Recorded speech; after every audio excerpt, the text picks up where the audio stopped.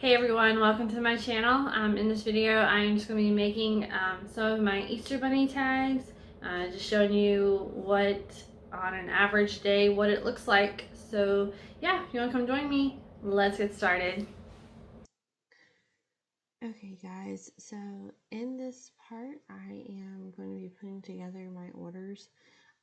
So what I do is I take my name that I have cut out on my Cricut and I just line it up over the bunny, and then I take my squeegee and I squeegee over just to make sure that it is good and down before I peel up, because sometimes it can peel it right off like that.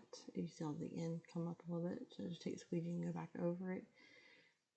And then the next thing I do is I take the bunny and I just take the back of it here so I can fit it in the bag easily, just so when I am closing up the bag for putting it, for shipping. So yeah, that's what I do with packaging the bunnies. So,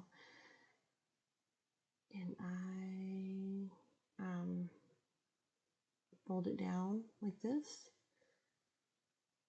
and then I take I have these cute little sticker bunnies that I use